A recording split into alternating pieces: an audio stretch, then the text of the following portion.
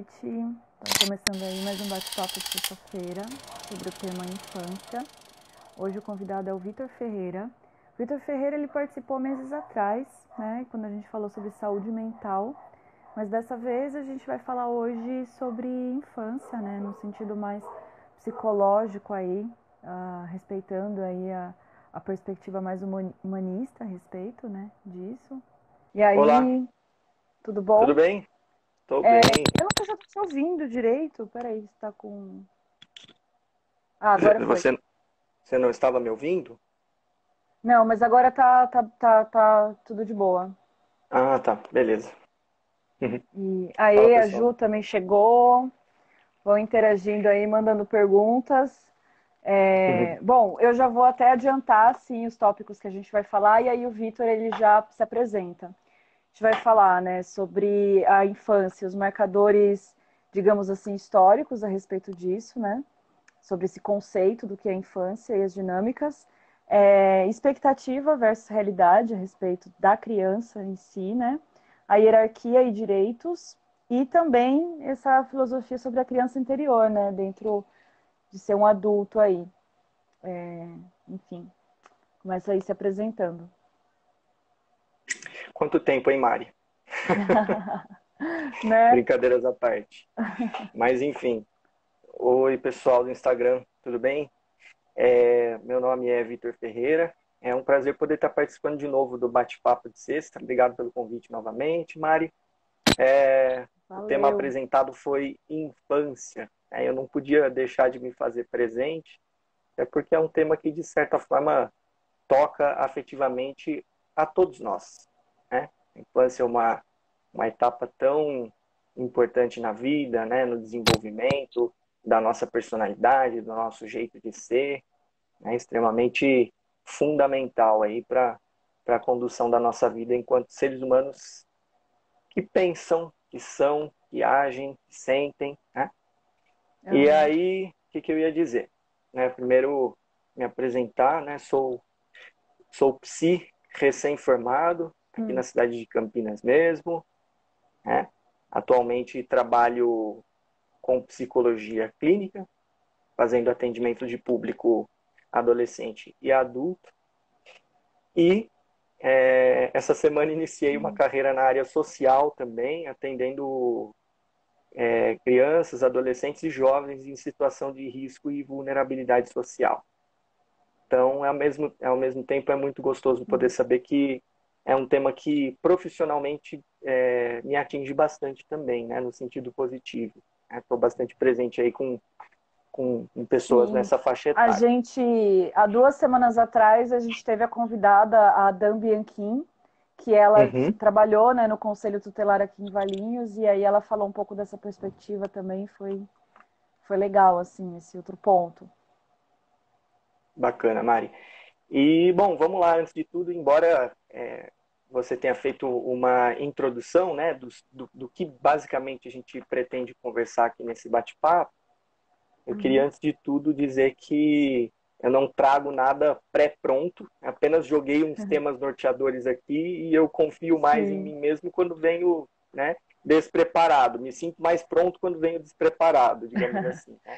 Parece mas o contraditório. objetivo, mas o objetivo é esse mesmo, assim, não é para ser palestra mesmo, é para ser uma conversa. Então acho que está dentro da Uhum, proposta aí.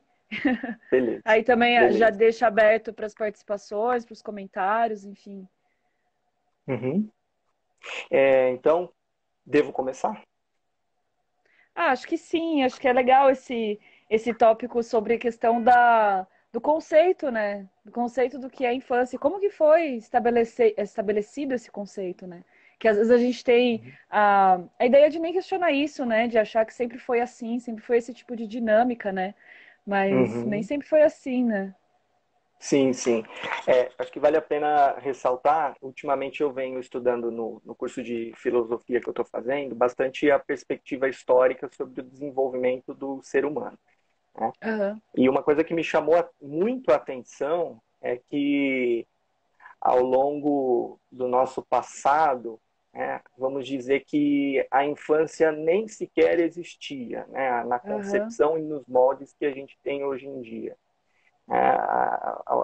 o ser criança, né, no sentido biológico de idade, né, a faixa ali do 0 aos 10 anos, era considerado ser uma pessoa que estava em formação como um mini adulto. Né?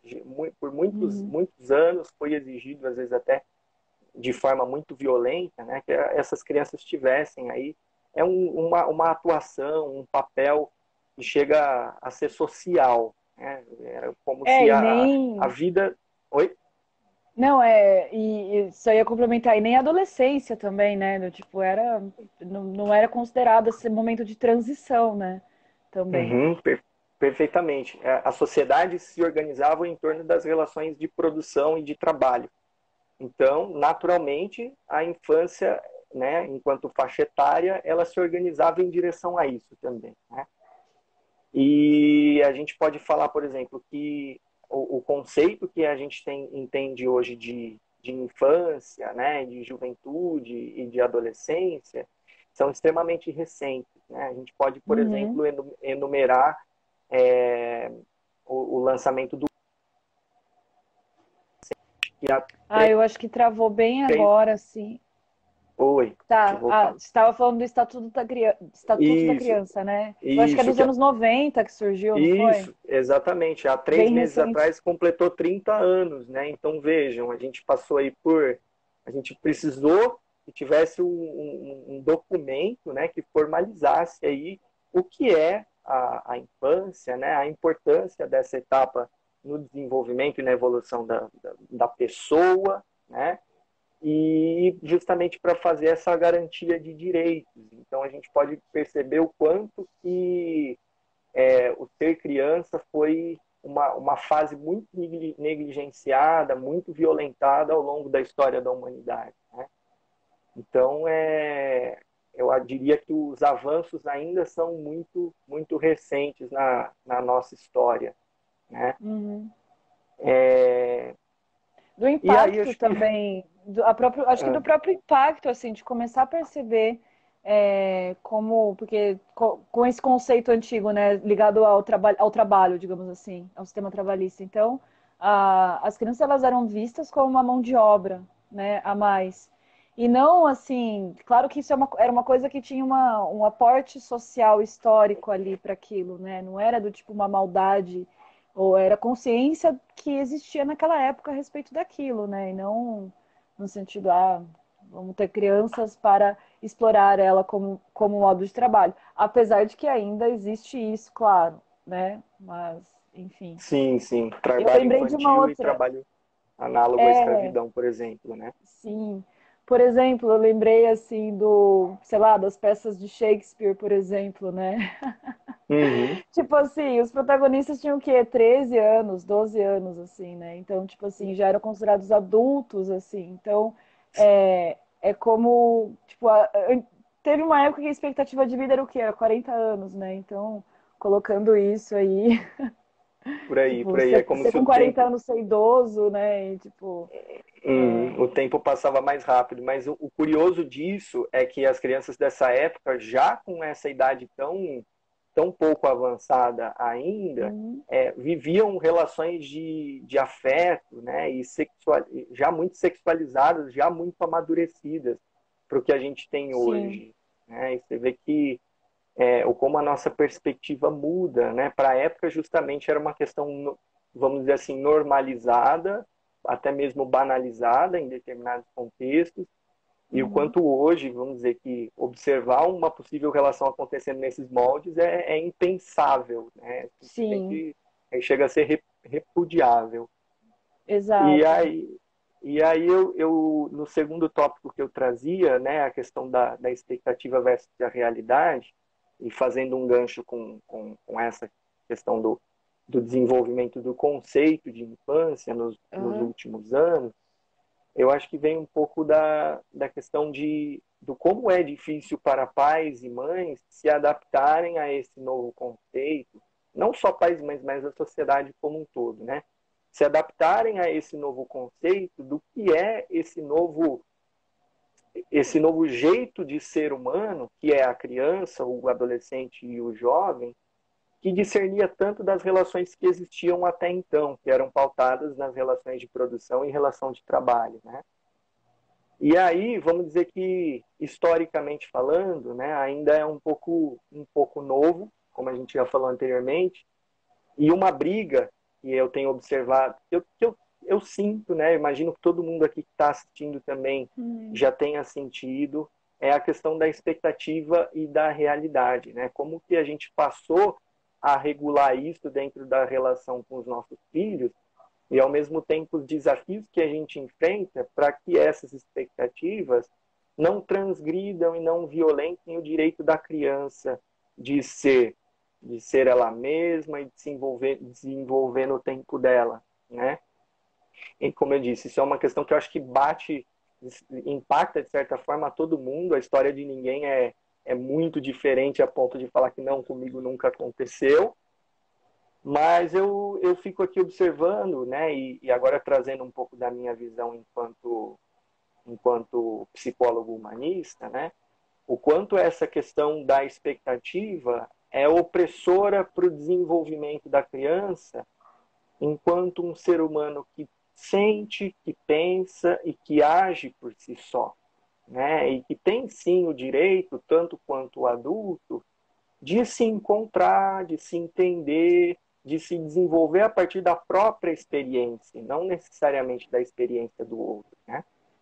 Uma questão que Só fica muito... que é complicado porque, assim, né, do tipo, eu concordo isso aí que você tá falando, e acho que justamente por essa socialização, digamos assim, né, as pessoas meio que pensam assim que na infância a pessoa não vai lembrar, né? A criança não vai lembrar de certas coisas, ou como não é um ser humano, não, ou, sabe, essas questões, tipo assim, como eu não lembro da minha infância, eu acho que isso de infância a gente perde toda a nossa memória e não tanto faz o que acontece nesse período. E aí, claro, né, tem essas coisas de projeção aí, né, do tipo, quase como vendo. Eu acho que ainda é uma consequência dessa maneira como vendo como mão de obra a criança, porque talvez ainda se estenda uma coisa com a posse. Porque o período de infância é um período onde a gente não tem liberdade, assim, né? Então a gente acaba criando muito esse conceito de que nós não somos livres, que a gente depende de um adulto para tudo, e isso pode somatizar na vida adulta e a pessoa na vida adulta não sabe, não achar, né, que pode fazer as coisas, digamos assim, né? Uhum. Você tocou num ponto que me causou muita reflexão agora, né? E como a gente está falando de um bate-papo, é isso que eu gosto, de sair do roteiro, vamos dizer assim, né? E eu fiquei aqui Sim. pensando com meus botões. Será que essa questão da liberdade, de fato, é uma questão que a gente não tem enquanto criança? Ou é algo que nos é roubado, né? Porque o meu conceito de liberdade é que a liberdade não é algo que você dá para a pessoa, né? Com certeza todo mundo aqui já ouviu alguém dizer assim: mas eu te dou liberdade para você falar assim comigo, eu te dou liberdade para É uma você coisa fazer assim comigo. inapta, né, da pessoa, digamos assim. A liberdade é algo que não se rouba, que não se tira, na verdade, do outro, né? Então eu fico pensando o impacto que isso tem, de fato, no desenvolvimento Sim. da criança, porque a perspectiva, né, assim, subliminarmente falando, que existe dentro desse movimento todo, é de que o adulto, ele é mais capaz, ele é mais sensato, ele é mais racional, né? E que a criança não... Ele sabe o que é o melhor para a criança, pode estar batendo, mas fala que isso é para o seu melhor. E Uhum, quando você está fazendo exatamente. isso, você está programando a mente da pessoa a achar que apanhar é alguém tá fazendo bem para ela, que pode depois, mais para frente, ser uma adulta aí que está em relacionamento abusivo e nem percebe que tá. Uhum, exatamente. E o quanto isso pode ser tóxico, né? Tóxico é uma palavra que a gente Uhum. tem falado bastante ultimamente, mas no sentido de impedir o desenvolvimento da personalidade mais autônoma, né? Que Aham. consegue se autorregular, que consegue se autodesenvolver com base naquilo que ela, não que ela acha, mas que ela sabe que é melhor Sim, para ela, né? Um exemplo que me sim. veio aqui à mente E é o quanto ainda, muitas vezes, as relações pais e filhos ainda se organizam, né, Mari, como você deu exemplo, nessas relações de formação para o mercado de trabalho, e muitas vezes os pais acabam oprimindo, por exemplo, crianças que desenvolvem aí capacidade, que têm mais inclinações, por exemplo, para o desenvolvimento de capacidades e habilidades artísticas, né? E tudo bem, isso também é trabalho, né? A música também é trabalho, é, Aham. a arte em si, né? A pintura é trabalho, a fotografia é trabalho, né? Só que o quanto a Sim, nossa, pelo fato da nossa visão ainda está muito cristalizado, né? Que o trabalho é essa coisa, por exemplo, de relação formal, né? De um empregado e empregador, hierarquia, quem é mais, quem é menos, quem pode mais, quem pode menos, quanto a gente vai chancelando a criança em se autodesenvolver, de fato, né? Em tomar sim, o seu próprio direcionamento. sim. E Cleury, né? Ele comentou aí sobre a dificuldade, né? Ou, eu não tô- ou é ela, é Cleury, Cleury. Isso, Eu, Cleuri, eu sempre troco os nomes, engraçado isso, porque na primeira vez. acontece. Por que será que eu Não, tô trocando o gênero das pessoas? Na outra live acontece, e às vezes os nomes são eu li incompletos. Bruno ao invés de Bruna. A louca.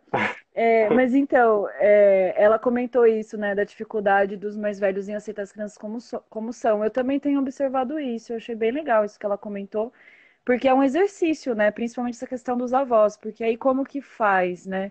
Porque a gente também, eu conversando com a Dan, entrou nessa polêmica, porque ela tem um filho de 1 ano e meio e ela tem algumas restrições, sim, com a família dela em relação à criança, mas é mais nesse início do desenvolvimento, sabe?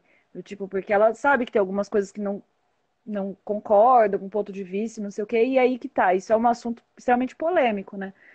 Porque, e aí, né? Como que as outras pessoas veem isso, né? E essa geração tem essa dificuldade mesmo em,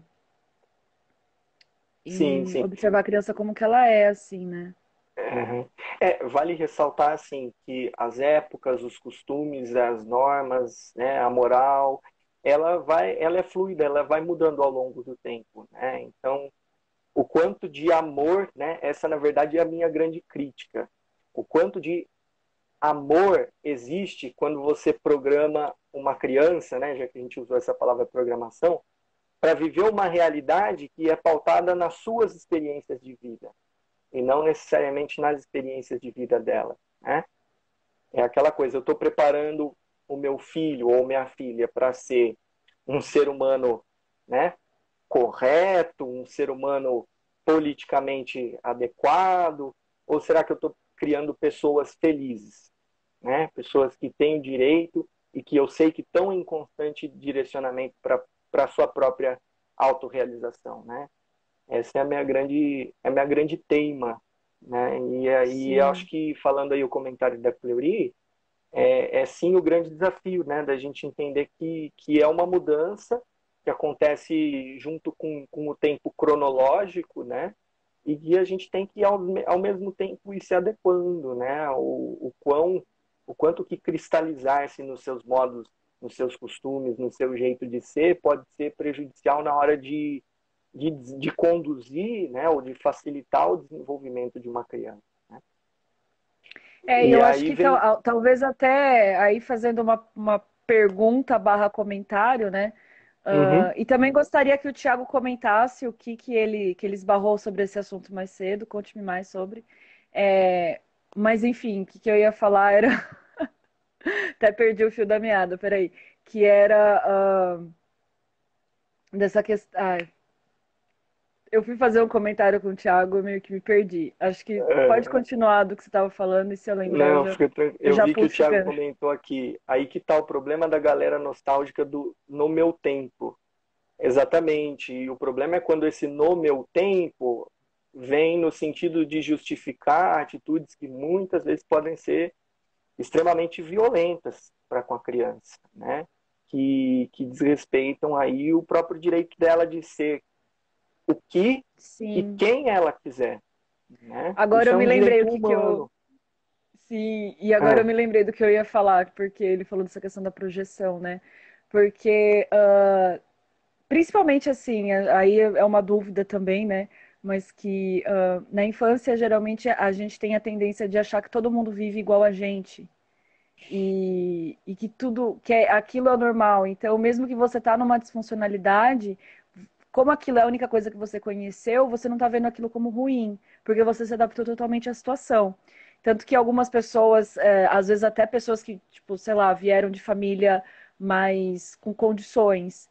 Não é que essas pessoas não têm condição de classe social. Tudo bem que depois que você é adulto, você tem um monte de informações ali para perceber que outras pessoas vivem pior que você. Mas existe um tempo até a pessoa sacar que outras pessoas vivem diferente delas. Porque ela tá tão acostumada com aquele padrão que ela acha que todo mundo viaja pra Disney no fim do ano, sabe? Tipo, dando um exemplo idiota, mas assim. Uhum. Ou ao contrário também, se você tem um pai que Perfeito. tem, sei lá, viciado em drogas ou alguma coisa assim, você acaba achando que aquilo é normal também, né? E Uhum. o oposto também acontece. É isso, né? Sim, sim, sim. Não, é um movimento muito comum. Na verdade, eu acho que é decorrente do fato de que nós, como seres humanos, simplesmente somos os seres mais adaptáveis da face desse planeta. A questão é que pouca gente quer acreditar isso, né? E muitas vezes a gente não É. fica se justificando e se justificando para para não fazer essas adaptações, né? Mas isso, o E próprio fica no contato. determinismo, né? E fica no determinismo. Perfeitamente. É aquele material que eu lancei, depois quem quiser dar uma olhada aí na minha página, né? O que eu lancei essa Legal. semana, né? Será que eu sou uma consequência daquilo que fizeram comigo, né? Acho que quando a gente se limita nesse argumento, a gente esquece que nós somos seres humanos dotados de consciência crítica, né? Dotados de poder de escolha e etc, etc, etc. Né? E de E transformar a aí, própria realidade também, né? Que isso também é um empoderamento. Enfim, né? Ter essa consciência. Uhum, perfeitamente. Né? E aí, conforme como você estava falando, Mari, essa coisa do acostumar-se com padrões socialmente muito positivos ou socialmente muito negativos, né?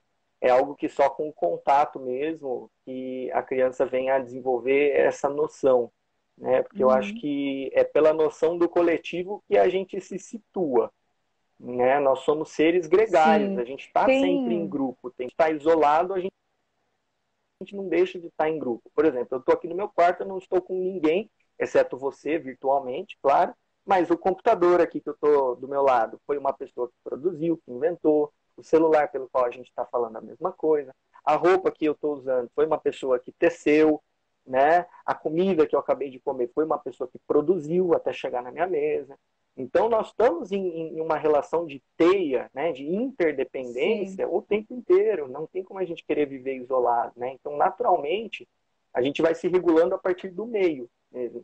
Aham. E eis justamente uma cartada que pode ser muito positiva ou muito negativa. Né? De tipo assim, se o meio me mostra que a vida em si é essa caixinha de coisas positivas, né? Eu vou me familiarizar com isso e vou me acostumar com isso naturalmente, vou me adaptar àquela realidade.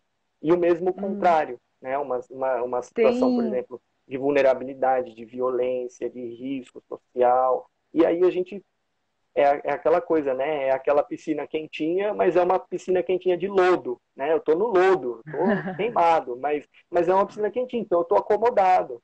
E aí a gente deixa de se dar a oportunidade de mudar, de fato, como a gente estava falando, né? De reinventar nossas próprias realidades. Sim. E comentando aí, né, de novo com a Cleury, assim, disso que da projeção realmente ela é normal, né? E eu diria inevitável, digamos assim, né? E de estar sempre atento às características individuais das crianças, né? Uhum. E isso é Eu falo. curioso, assim. Eu acho curioso isso, porque a maneira como você também pode dizer das características individuais de uma criança também pode alterar algumas coisas, né? Porque, por exemplo, sei lá, acho que eu conversei um pouquinho isso com a Dani também na outra, né? Na outra live, mas seria o seguinte: vamos supor uma criança que fala muito, né? Que tem uma opinião forte, digamos assim. Pode ser que comentem isso que a criança, de uma maneira negativa, isso. Ou no sentido de, tipo assim, projetar uma teimosia, digamos assim, ou uma manipulação. Pode ser que a criança faça isso? Pode ser que sim. Mas, de cara, já meio que cortar essas características e projetar isso pode afetar sim, né? Sim. Sabe o que isso me levou a pensar? Eu ouvi muito assim, se você não aprende pelo amor, você aprende pela dor. Acho que Uhum, todo mundo que tem pai e mãe, né, que no caso quase todo mundo tem, já ouviu essa frase. Mas aí eu fiquei pensando o quanto, na verdade, esse conceito ele está invertido, né? Porque o que seria o aprender pelo amor? É o aprender por aquilo que eu falo para você que vai dar certo ou que vai dar errado, porque aconteceu assim na minha vida. Aquele caminho que eu falo que você deve e aquele que você não deve seguir, porque foi o que eu segui e deu certo na minha vida, né? A escolha que você uhum, deve, a escolha que você não deve fazer, porque foi a que eu fiz, e etc. Né? Sendo que é uma crença minha que a aprendizagem mais efetiva é sempre a aprendizagem pela experiência. Né? E o que é o aprender pela sim, dor? Né? A gente está tentando evitar, esconder os nossos filhos de qual realidade? Né? Só existe uma. E se eu começo a forjar esse mundo, né, onde eles só aprendem pelo amor, né, e não aprendem pela dor, acho que eles não têm muita potencialidade para serem seres humanos plenamente felizes por si mesmos, né? Geralmente sim, viram pessoas aí que se preocupam muito em cumprir com padrões sociais, em agradar todo mundo, e aí passa, a vida dela se torna esses pequenos recortes do que os outros projetam sobre elas e dessas expectativas que elas estão tentando cumprir o tempo inteiro, e elas se apagam, né? A verdadeira história delas, a verdadeira constituição delas vai se apagando ao longo do tempo. Mas fazendo mais um comentário em cima do comentário da Fleury, quando ela fala dessa questão da projeção, eu costumo dizer assim, no consultório, é, numa relação com outra pessoa, aquele que não tem expectativas diante do outro, não tem vida. É uma pessoa morta, né? Eu falo então de uhum, brincadeira, claro, por mais esdrúxulo que seja a minha comparação, mas porque é natural, né? Diz respeito, assim, a essa qualidade que a gente tem de viver o tempo todo em sociedade e de o tempo todo estar tá colocando sobre os outros a expectativa de que a gente possa se organizar de uma maneira mais harmônica, né? Então, sim. é inevitável mesmo, né? Uma coisa que. É, até porque se você não tem expectativa aí que as coisas vão melhorar, ou de que o mundo tá melhor, do tipo assim, que você. É de fato isso, né? A pessoa já morreu, assim, do tipo, porque para você acordar no dia seguinte, você tem uma expectativa ali que o dia seguinte vai ter uma outra oportunidade, né? Nem que seja um Uhum, descanso, nem que seja tipo, ó, tô cansada hoje e amanhã o máximo que eu consigo ver de otimismo vai ser que amanhã eu vou estar descansada. Já é uma expectativa. uhum, perfeito, perfeito. É, e sobre a questão da hierarquia e dos direitos, né? Eu acho que é uma questão que também se fez muito presente, pelo menos na Ah, minha vida, né? Essa coisa do. Ah, pode falar, pode falar. Antes disso da hierarquia, eu vou comentar sobre dois filmes rapidamente, porque Opa, tem um claro. filme que fala sobre, sobre essa questão da hierarquia, que pode ser interessante, e tem um outro que fala da socialização. Que fala da socialização é um filme grego que se chama Dente Canino. Não sei se você já ouviu falar, mas a história é Uhum, bem surreal, porque assim, a história. Não vou dar spoiler, tá? Mas pesquisem. A história conta a história de dois irmãos, três irmãos, eu não lembro, e o pai deles não deixava eles sair de casa, desde a infância. E o pai deles, tipo, ensinava às vezes as coisas erradas de propósito para eles. Então eles contavam, o pai dele contava para os filhos assim, do tipo, ó, vocês só vão poder sair de casa quando o dente canino de vocês caírem, naturalmente. E aí ele contava, tipo, tinha um gato que aparecia na casa e ele contava que o gato era um animal extremamente agressivo e que o gato comia gente. Então essas crianças que depois adolescentes adultos tinham medo de gato, ela usava o nome errado para falar certas coisas, enfim. Eu não vou dar mais spoiler, mas é um filme bem perturbador, assim, digamos. Mas é bem interessante sobre essa questão de como uhum, você pode influenciar realmente uma criança a acreditar no que você quiser. E você pode manipular isso. E o outro é o filme que se chama A Caça. E aí ele fala dessa questão de que uma menina de 5 anos, ela fala que um professor abusou ela sexualmente, mas o professor não abusou.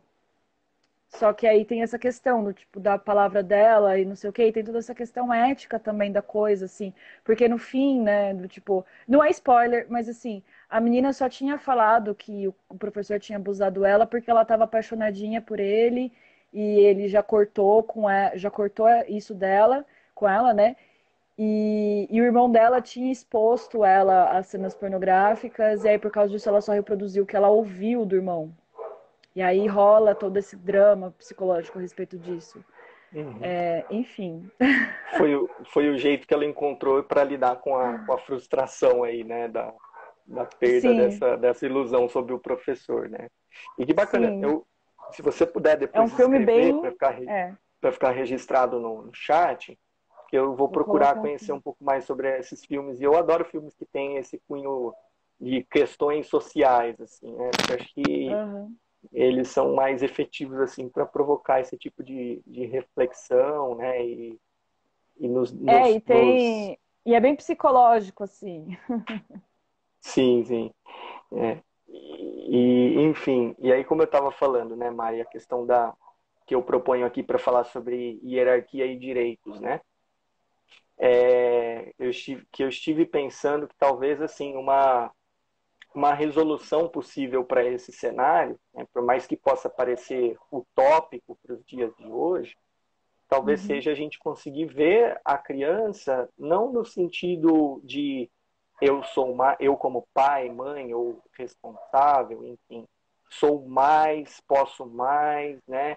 Devo mais para com a criança, mas que a partir do momento que a gente parte de uma perspectiva de construção conjunta, né, onde na verdade eu não conduzo e sim eu facilito o desenvolvimento dessa criança, eu acho que a gente consegue falar, como eu havia dito antes, na criação de seres humanos que são felizes, né? E que não necessariamente vivem para atender essas expectativas sociais. E quando você falou do primeiro filme, que Sim. agora eu não vou me lembrar bem o tópico, eu acho que a sua sinopse ilustrou bem o impacto disso, né? Da realidade que a gente forja, que a gente cria para os nossos filhos, né? Sob esse argumento de eu já passei por isso, se você fizer assim vai dar errado, se você fizer assim vai dar bom, né? O quanto a gente priva a criança de fato encontrar um caminho que é dela, e que eu acho que é um caminho que é mais próximo da felicidade dela, né? Que a gente não precisa Sim. necessariamente estar o tempo todo atendendo a essas expectativas, né? E como eu estava dizendo, de fato é difícil assumir essa postura, até porque assim eu não sou pai, então eu não posso falar pela experiência vivida, né? Mas eu ouço muito a respeito disso em consultório. E eu posso dizer que isso me dá certos subsídios para opinar, né? Para deixar o meu ponto de vista a respeito. Mas quem sabe a partir do momento que a gente assume essa ideologia de não estarmos à frente, mas estarmos lado a lado, caminhando com a Uhum. criança, né? Acho que é um jeito mais saudável de até mesmo de criar uma relação em que exista, né, um afeto mais verdadeiro, mais sincero, né, em que É, e exista sem aí uma... contar, eu concordo com isso, assim, principalmente assim, porque a criança ela reproduz o que ela vivencia. Então, Uhum, assim, se você for ver uma criança assim que está sendo violenta ali na escola, está fazendo bullying, ela está simplesmente reproduzindo uma coisa que ela viu, ou enfim, que fizeram com ela, ou se ela faz algum comentário racista, algum comentário gordofóbico. Por isso que às vezes os adultos até ficam com vergonha quando a criança fala essas coisas na frente dos outros, mas é uma vergonha deles, porque a criança está sendo uma reprodução do que eles fazem, e aí se torna um espelho onde obrigatoriamente o adulto tem que fazer uma autoanálise. Eu acho que uhum. talvez o que também seja muito intenso nessa questão, né, do processo da criação de uma criança, é que a criança é um tempo todo um espelho da gente, ou do que a gente nunca foi, ou do que a gente queria ser, sabe? Ou do que a gente não quer ser de nenhuma maneira. Eu acho Então eu assim, se eu vejo que psicanaliticamente é pesadíssimo, né? sim, sim. É, eu tenho até um exemplo mais prático disso. Tem um experimento de Albert Bandura, foi um psicólogo behaviorista, né? Aham. E em que ele colocava um grupo de crianças numa sala com um adulto e um boneco João Bobo, né? Aquele boneco que ele é inflável e ele fica assim, né, balançando. Aham. E aí na outra sala um outro grupo de crianças, um adulto e um boneco. Nesse primeiro grupo, o adulto ele interagia com esse boneco de forma afetuosa.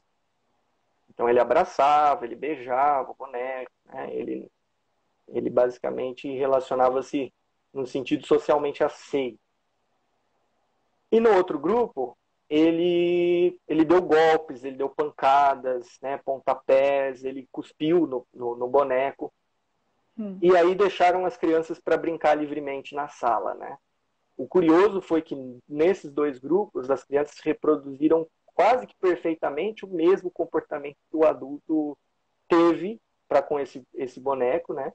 E é muito curioso pensar isso, né? O quanto a Sim. criança ela se torna esse espelho mesmo, né? Essa reprodução, vamos dizer assim, cega, né? A crítica, né? Ou seja, desprovida de crítica, do que o adulto é, do que o adulto pensa, de como o adulto age, né? E até mesmo de como o adulto se relaciona com ela. A gente vê, por exemplo, Uhum. em ludoterapia, né? Que é a terapia do brincar, qual a gente dispõe ali de brinquedos lúdicos, né? É, que as crianças trazem muito desse reflexo de como é a relação familiar dela ali entre os bonequinhos, por exemplo, da família. Né? E é muito curioso pensar, né? o quanto, o quanto isso acontece de forma extremamente natural. Né? E o quanto a gente também traz uma reflexão, acho que para além da infância, do quanto o nosso jeito de ser, o nosso jeito de se relacionar, ele também está condicionado àquilo que foi ensinado, né, a nível intrafamiliar e a nível social mesmo, na relação com os amigos na escola, por exemplo, né, com as figuras de Sim. autoridade.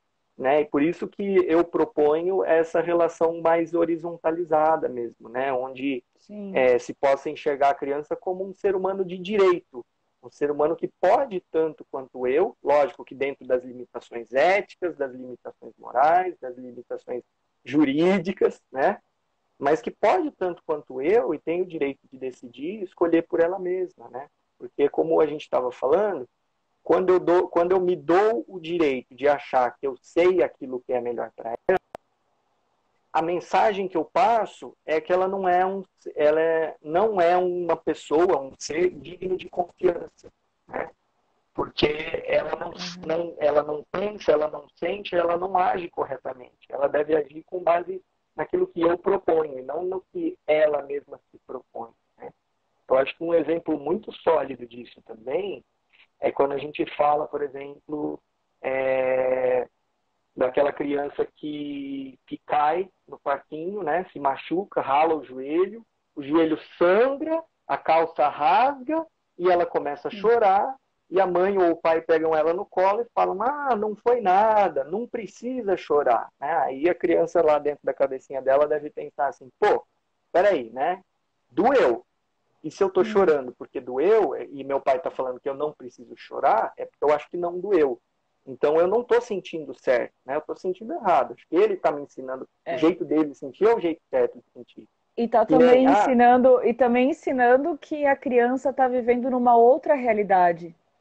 Porque isso também pode bugar nesse sentido, né, de fragmentação.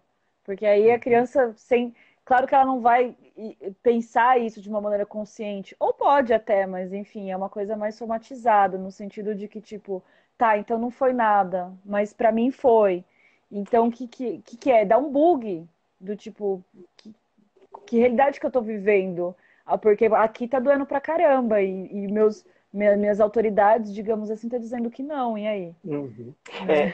Isso pode ser extremamente dissociativo. Eu peguei Sim, a intenção do comentário que você fez, né? De tipo assim, poxa, então o meu mundo é um mundo paralelo, né? Então isso descredibiliza, isso invalida, né? O que de fato parte da experiência, como eu disse, que eu acho que é a Sim. experiência mais válida, a experiência vivida da criança, né?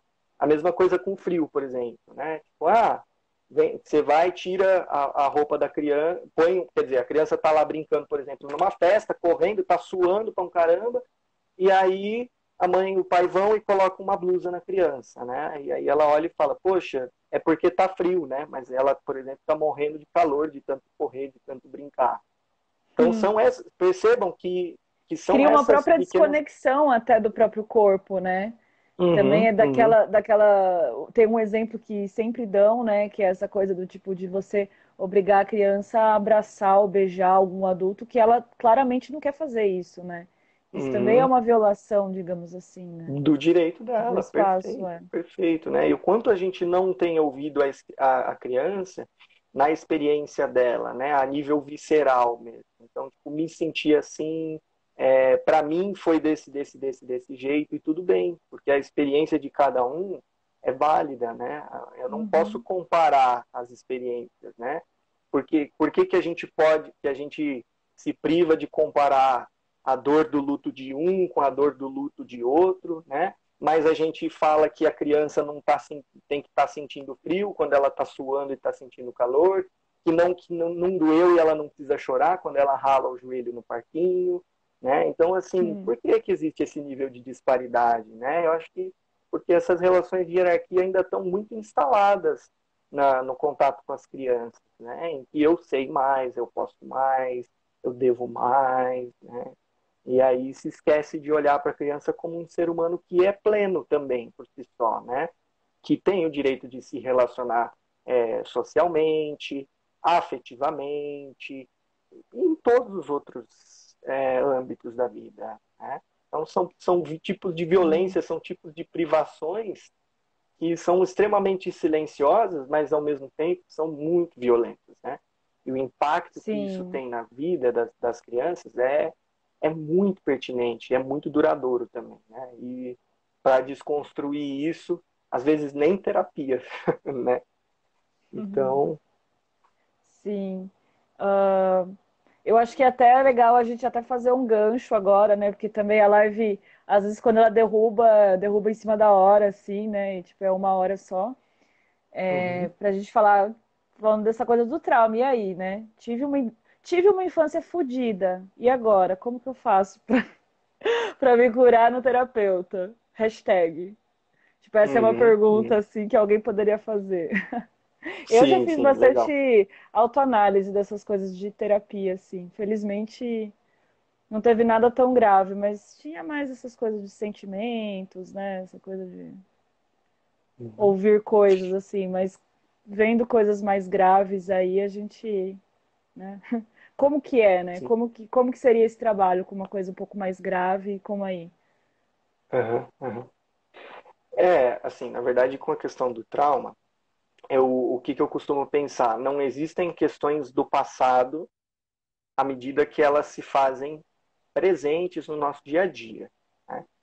Falar de trauma geralmente se a gente remete a um tempo muito, muito remoto, né? Mas não necessariamente, né? À Sim. medida que é uma questão que eu trago ainda e que impacta no meu jeito de ser de hoje e nas relações que eu mantenho com as pessoas que estão ao meu redor, né? É uma questão que precisa igualmente ser contemplada. Uhum. E é engraçado porque quando a gente fala da questão do trauma, né, muitas vezes existe uma perspectiva de sublimação do trauma, né? O que é isso? De maneira que você transforme ou ressignifique aquela vivência a ponto de quando você for acessá-la, né, ou acessar algum contexto que te dispare esse Uhum. sentimento, você consiga trazê-lo em tom de socialmente aceitável, socialmente produtivo, né? Mas Sim. não necessariamente, né? Até tanto que essa é uma E é são uma camadas também, eu imagino, né? São a serem acessadas, eu imagino, a respeito disso, né? sim, sim. O que eu quero dizer com isso? Na verdade, isso é uma briga, né? Vamos dizer assim, que existe Uhum. em cima do que é leigo, né? Do conhecimento leigo sobre o trabalho da psicoterapia para com as pessoas que vivem em situações traumáticas, por exemplo, né? Que a gente não está lá para oferecer um resultado, né? Eu brinco Aham. assim, lógico que eu não falo isso para os pacientes, né? Mas eu brinco assim, você quer resultado? Pega uma calculadora, faz um cálculo aí e aperta o igual, aí você Uhum. vai ter o resultado, né? A gente está lidando com o fator humano. O fator humano não dá para a gente direcionar, né? E nem é a minha ideia dentro da clínica, da minha prática clínica, por exemplo, direcionar uma pessoa para aquilo que eu considero que é melhor para ela, né? Eu quero Sim, a acompanhá-la dentro própria, do processo dela. sim, a própria pessoa ela já vai encontrar o próprio caminho dela, né? Que eu acho que Sim, a questão é ter autonomia, né? E como se esses sim, traumas fossem amarras para essa autonomia, né? uhum, Peças aí do perfeito. quebra-cabeça para conseguir entender melhor o porquê a pessoa é da maneira como ela é, né? E Sim, aceitação também. sim. E o que, e agora fazendo um gancho de volta para o trauma, né? O que isso quer dizer? Aham. Que o trabalho não necessariamente é no sentido de desinstalar o trauma, né? Tipo, trauma instalado com sucesso, Uhum. trauma desinstalado com sucesso, né? Mas Uhum. acho que é favorecer para a pessoa um contexto onde ela consiga se sentir suficientemente confortável com aquela vivência passada, mas ao mesmo tempo que se faz presente, que ela Uhum. teve, né? E viver de uma forma em que haja uma harmonia, um equilíbrio, um bem-estar independentemente dessa situação, né? Então, assim, Aham. um caso de sucesso diante do trauma, né, que a gente pode dizer assim, tratei ou curei um trauma, né? Se bem que a palavra curei é muito medicina, né? Eu não gosto de diagnosticar pessoas. Mas, enfim, tratei e lidei com o trauma, né?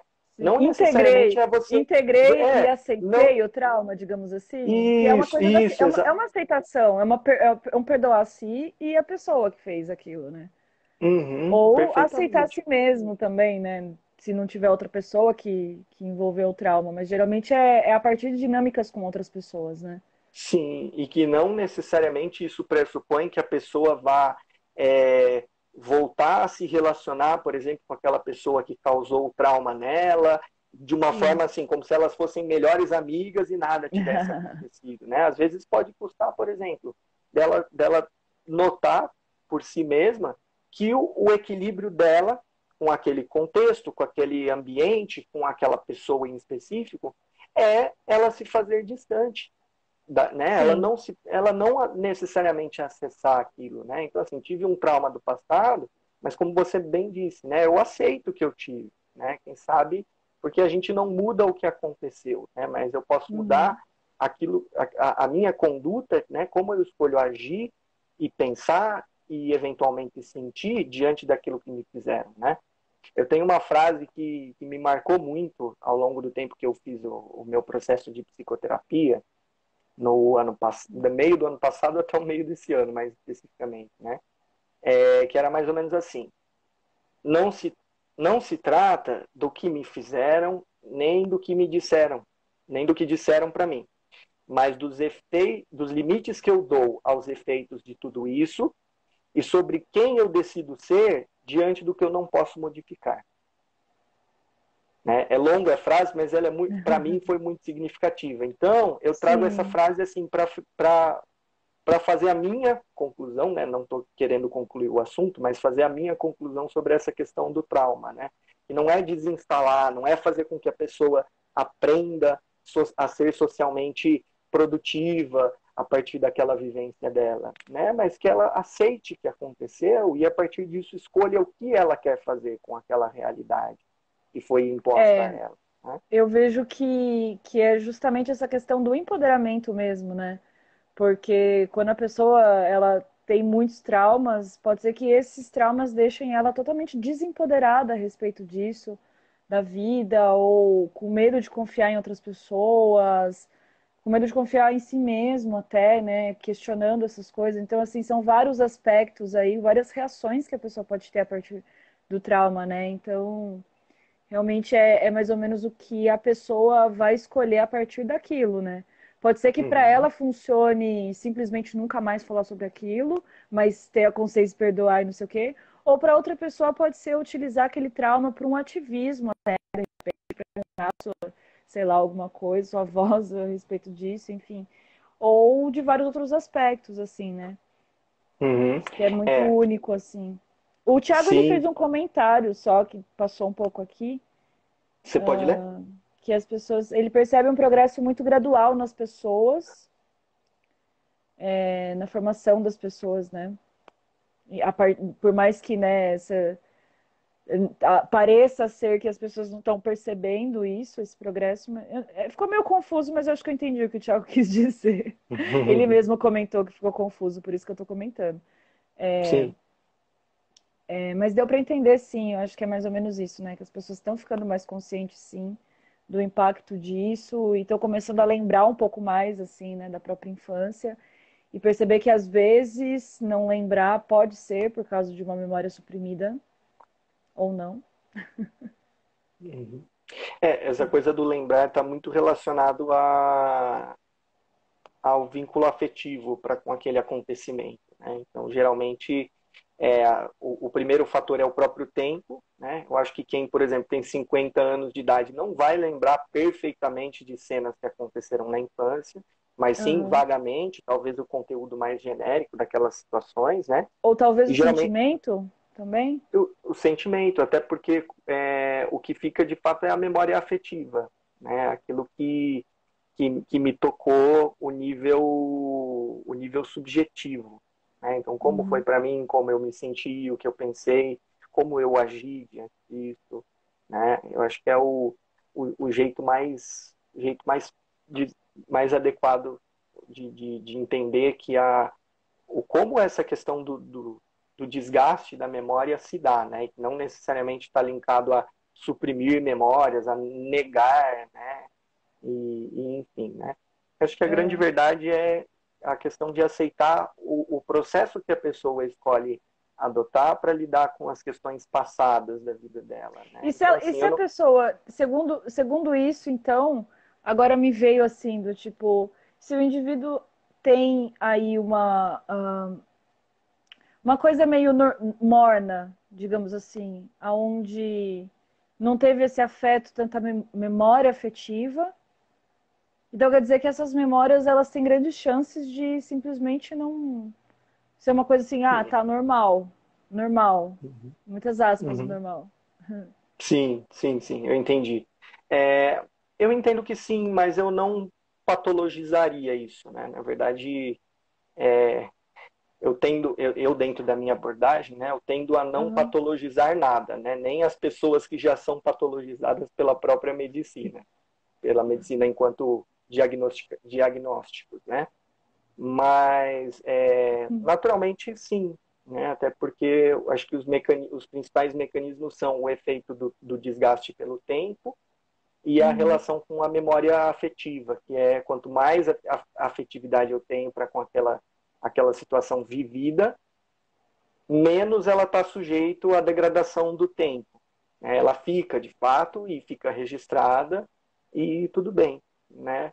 Eu acredito que não ter memórias sobre a infância, como eu disse, não necessariamente indica que a pessoa não tenha tido uma afetividade para com a infância dela, né? Ou que não tenha tido picos de memórias afetivas, ou mesmo que ela esteja negando ou suprimindo aquelas memórias, né? Talvez é uma maneira que ela se organizou em torno do que aconteceu com ela, em que pontos que já passaram e que já foram trabalhados e com os quais ela consegue conviver relativamente bem, ficam no passado, né? Constituem a minha história, mas não necessariamente é algo que eu preciso estar acessando, que eu preciso estar vivenciando de novo.